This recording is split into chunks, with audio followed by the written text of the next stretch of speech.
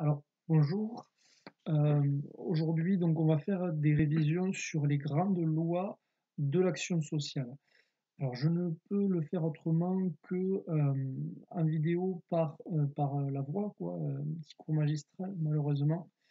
Je mettrai en place des exercices pour que vous puissiez le travailler à la maison. Mais en général, vous l'avez vu avec moi ou avec Madame Leferne. Donc aujourd'hui, nous allons réviser en quelque sorte les grandes lois de l'action sociale. Alors, l'action sociale, au sens strict du terme, elle est née le 21 décembre 1941, un tout petit peu avant la guerre. On crée l'hôpital le 21 décembre 41. Alors, le nom de la loi, je ne la connais plus, mais c'est pas très important. L'hôpital, à l'époque, il est public, sanitaire et social.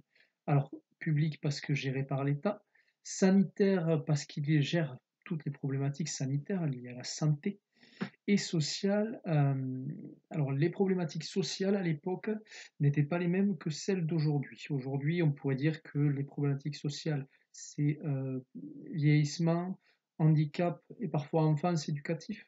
Les problématiques sociales de l'époque, c'était plutôt les sans-abri, les gens très pauvres également, euh, peut-être même pas le handicap, vraiment les gens très pauvres. Donc le sens social de l'époque, il était tourné beaucoup vers la santé. Et c'est pour ça que c'est encore annexé parfois aux hôpitaux.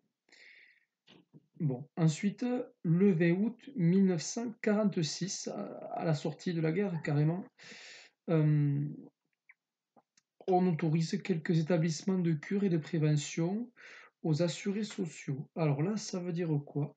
Ça veut dire que les gens, certains étaient assurés socialement. Je vous rappelle que la sécurité sociale venait d'être créée. Il y a des établissements de cure, surtout pour les enfants et les adolescents, qui sont créés.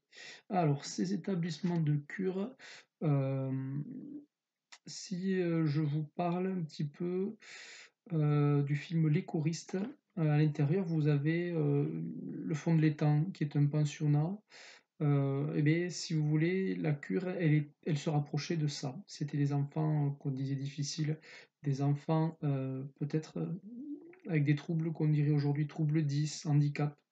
Voilà, à l'époque, c'était des cures, pas des cures thermales, des cures de redressement, si l'on veut, mais plutôt sous le coup de la santé. Voilà.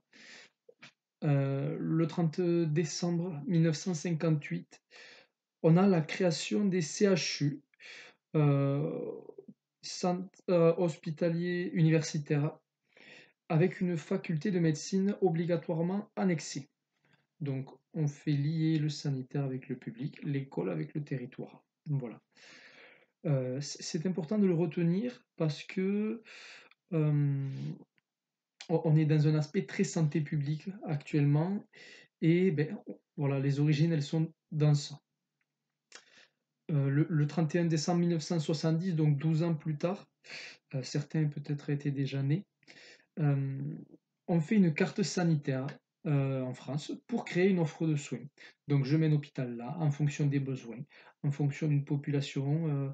Euh, si dans le Gers vous avez un hôpital uniquement à Auch, ben, c'est parce que voilà, si vous avez des problématiques d'hôpitaux aujourd'hui, notamment en Sud-Aveyron, où l'on veut supprimer des hôpitaux pour les regrouper, eh bien, c'est des problématiques liées à ça. Voilà, on est dans du sanitaire toujours. 5 ans plus tard, là, ce qui nous intéresse, on quitte l'aspect hôpital, on arrive sur l'aspect handicap. Le 30 juin 1975, on a la loi d'orientation des personnes handicapées, qui est l'ancêtre de celle de 2005. Cette loi d'orientation des personnes handicapées, bon, c'est pour prévenir et dépister le handicap. Qu'est-ce qui est fait concrètement? Pas grand-chose. On crée la Cotorep, l'ancêtre de la MDPH. Alors, la Cotorep, c'était surtout pour les handicapés du travail. Euh, voilà, vraiment, j'utilise le mot handicapé parce que c'était le mot. C'était vraiment des invalides, on disait des invalides, quoi. Euh, Là, la participation, la prise en charge, il n'y avait rien du tout. Vous aviez le statut et puis voilà, vous n'étiez pas comme les autres. C'était vraiment de la différence. Euh, alors, cette loi, elle a un nom particulier. Vous le retrouverez, la loi du 30 juin 1975. C'est la loi d'orientation des personnes handicapées, pardon. Plus tard, donc en 1975 également, une loi est proclamée qui est relative aux institutions sociales et médico-sociales. On a avancé ici. Cette loi, c'est pour les personnes âgées, qui s'appliquera dans le privé comme dans le public. Voilà, c'est la loi, l'ancêtre de la loi de 2002. Donc en 1975, vous avez deux lois qui sont créées, une personne âgée, une personne handicapée. Les deux, ce sont les piliers ancêtres des lois qu'on connaît aujourd'hui. Voilà. Je rajoute trois petites lois. Le 6 janvier 86, on a la loi de décentralisation de l'État où les compétences sociales vont appartenir au département, également aux communes. Alors une compétence partagée où chacun se renvoie la balle, vous le savez, entre CCAS, CIAS et même parfois conseils départementaux, là c'est très compliqué. Bon, on y arrive progressivement. À l'époque, c'est le conseil général voilà, qui gérait ça. Qu'est-ce qu'on pourrait dire de plus? En 96, une loi qui réforme les hôpitaux. Rien de plus, quoi. Voilà.